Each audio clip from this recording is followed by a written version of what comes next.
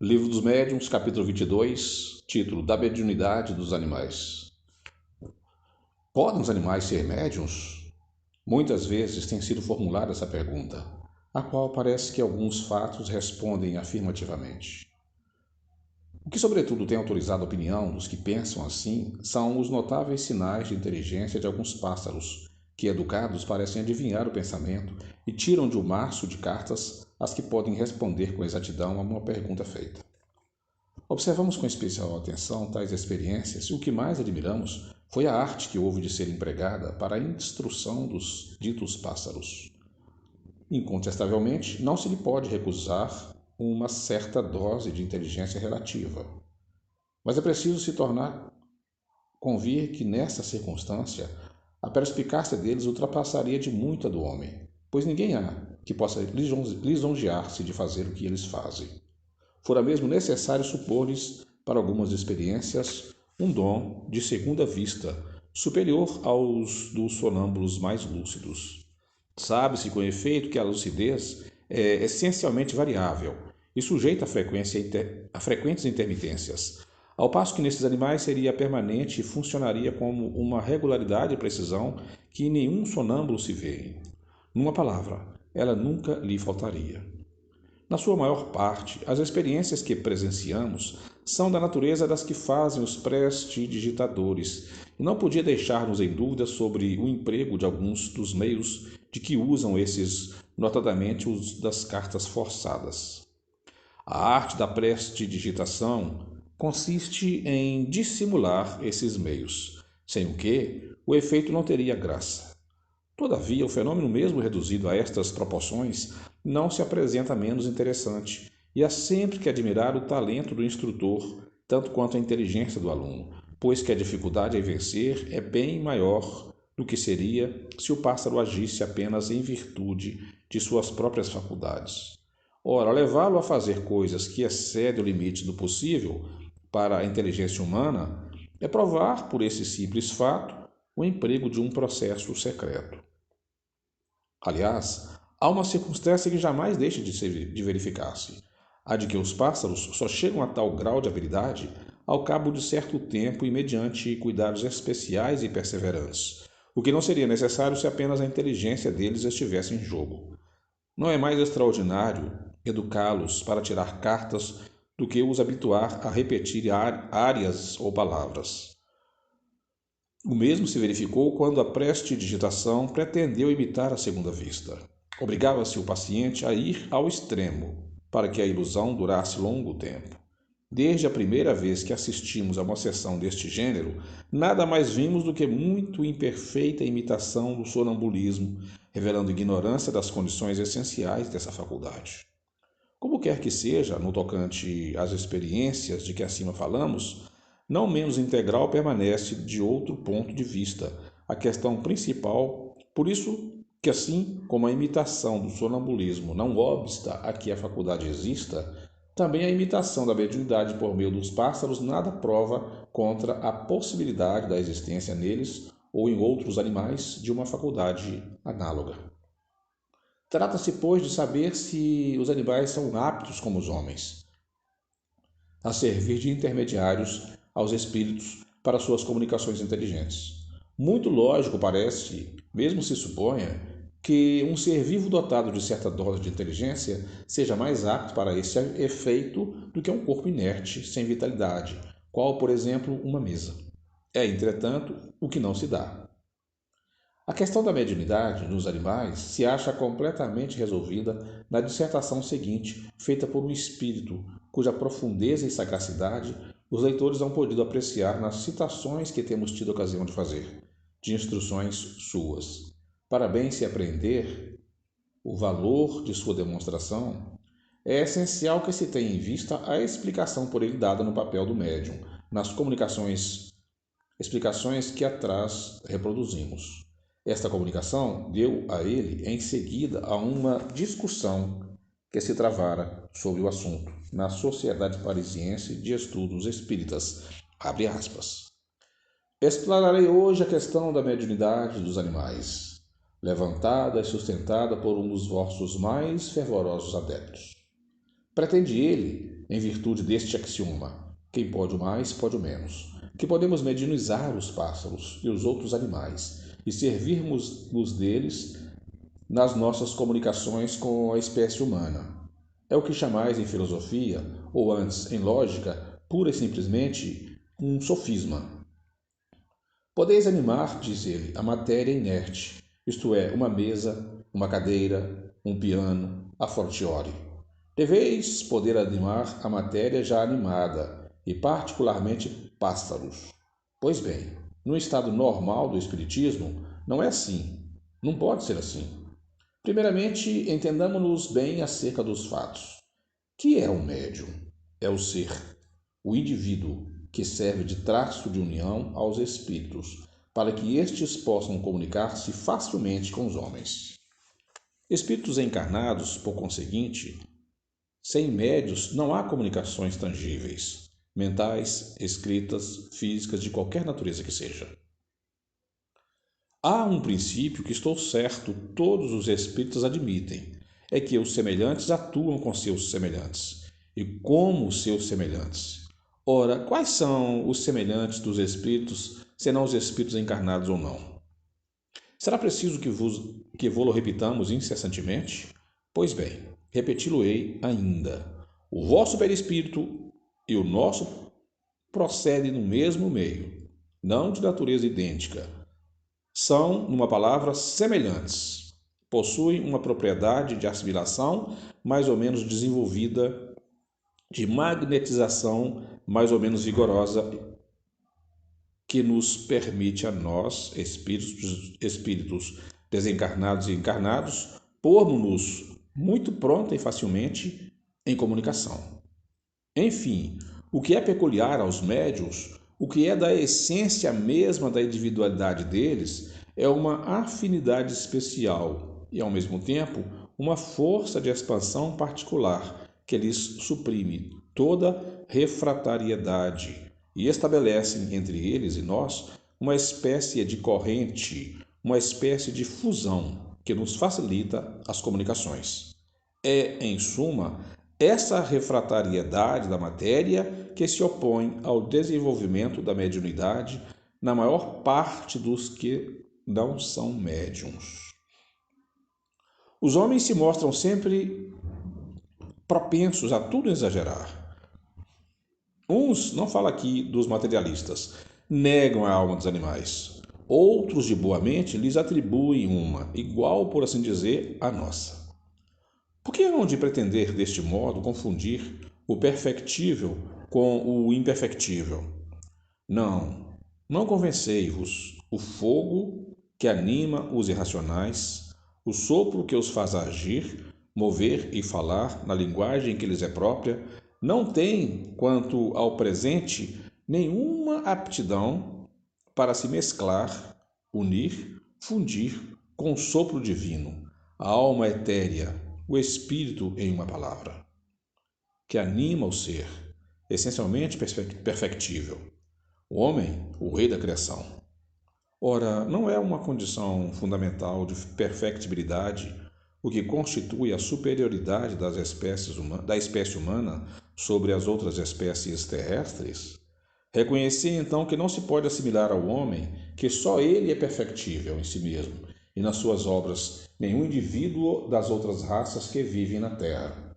O cão, que pela sua inteligência superior entre os animais se tornou amigo e o comensal do homem, será perfectível por si mesmo, por sua iniciativa pessoal? Ninguém ousaria afirmá-lo, porquanto o cão não faz progredir o cão. O que dentre eles se mostre mais bem educado sempre o foi pelo seu dono. Desde que o mundo é mundo, a lontra sempre construiu sua choça em cima d'água, seguindo as mesmas proporções e uma regra invariável. Os rouxinóis e as andorinhas jamais construíram os respectivos ninhos senão do mesmo modo que seus pais o fizeram. O ninho de pardais diante do dilúvio, como o ninho de pardais dos tempos modernos, é sempre um ninho de pardais, edificado nas mesmas condições e com o mesmo sistema de entrelaçamento das palhinhas e dos fragmentos apanhados na época dos amores. As abelhas e formigas, que formam pequeninas repúblicas bem administradas, jamais mudaram seus hábitos de abastecimento, sua maneira de proceder, seus costumes, suas produções. A aranha, finalmente, tece a sua teia sempre do mesmo modo. Por outro lado, se procurardes as cabanas de folhagens e as tendas das primeiras idades do mundo, encontrareis em lugar de umas e outras os palácios e os castelos das civilizações modernas. Às vestes de pele bruta sucederam os tecidos de ouro e seda. Enfim, a cada passo achais a prova da marcha incessante da humanidade pela senda do progresso.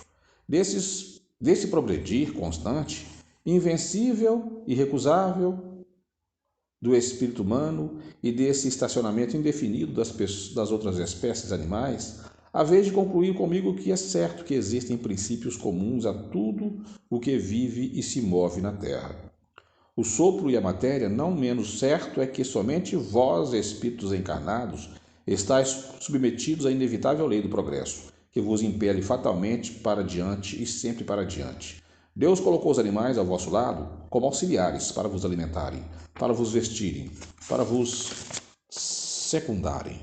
Deus deu-lhes uma certa dose de inteligência, porque para vos ajudarem precisavam compreender.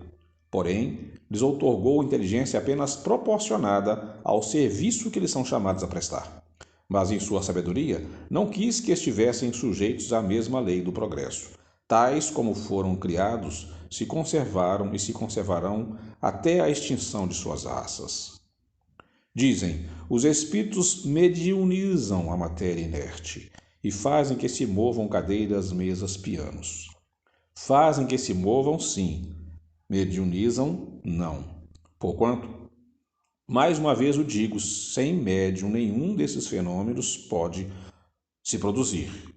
O que há de extraordinário em que, com o auxílio de um ou de muitos médiuns, façamos se mova a matéria inerte, passiva, que precisamente em virtude de sua passividade, da sua inércia, é apropriada a executar os movimentos e a impulsões que lhes queiramos imprimir? Para isso precisamos de médiuns, é positivo, mas não é necessário que o médium esteja presente ou seja consciente, pois que podemos atuar com os elementos que ele nos fornece, a seu mau grado, e ausente, sobretudo, para produzir os fatos de tangibilidade e o de transporte.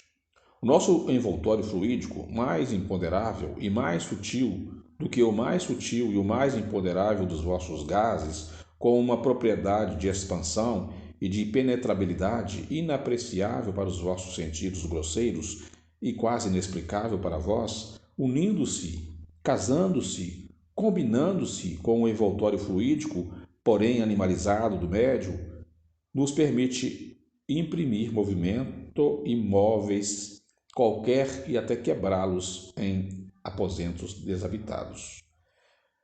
É certo que os espíritos podem tornar-se visíveis e tangíveis aos animais, e muitas vezes o terror súbito que eles denotam, sem que lhes percebais a causa, é determinado pela visão de um ou de muitos espíritos, mal intencionados, com relação aos indivíduos presentes, ou com relação aos donos dos animais.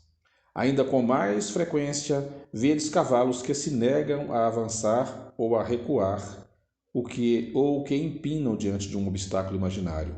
Pois bem, tende como certo que o obstáculo imaginário é quase sempre um espírito ou um grupo de espíritos que se comprazem em impeli-los de mover-se. Lembrai-vos da mula de Balaão, que vendo um anjo diante de si e temendo-lhe a espada flamejante, se obstinava em não dar um passo.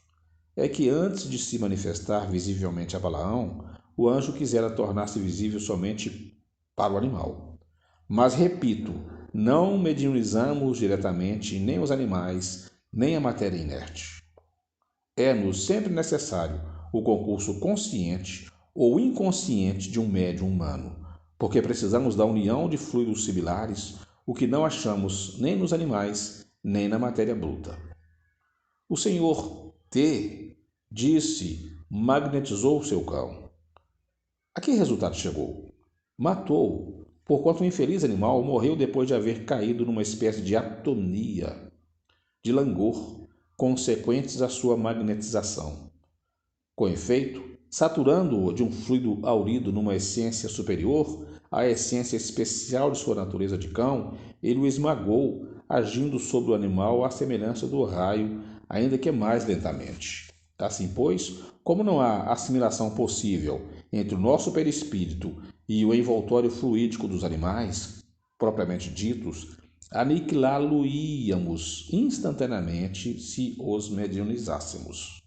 Isto posto, reconheço perfeitamente que há nos animais aptidões diversas, que certos sentimentos, certas paixões idênticas às paixões e aos sentimentos humanos se desenvolvem neles, que são sensíveis e reconhecidos, vingativos e odientos, conforme se procede bem ou mal com eles.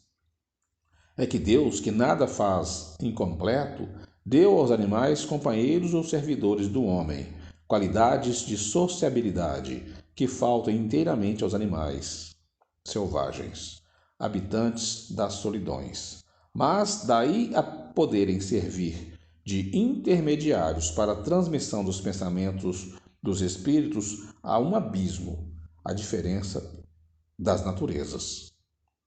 Sabeis que tomamos ao cérebro do médium os elementos necessários a dar ao nosso pensamento uma forma que vos seja sensível e apreensível, e com o auxílio dos materiais que possui, que o médium traduz o nosso pensamento em linguagem vulgar. Ora bem, que elementos encontraríamos no cérebro de um animal? Tem ele ali palavras, números, letras, sinais quaisquer, semelhantes ao que existe no homem, mesmo o menos inteligente? Entretanto, direis, os animais compreendem o pensamento do homem. Adivinham-no até. Sim, os animais educados compreendem certos pensamentos. Mas já o viste alguma vez reproduzi-los? Não. Deveis, então, concluir que os animais não nos podem servir de intérpretes. Resumindo, os fatos mediúnicos não podem se dar sem o concurso consciente ou inconsciente dos médiuns. E somente entre os encarnados, espíritos como nós, podemos encontrar os que nos sirvam de médiuns. Quanto a educar cães, pássaros ou outros animais para fazerem tais ou tais exercícios, é trabalho vosso e não nosso. Erasto. Notinha para fechar o capítulo.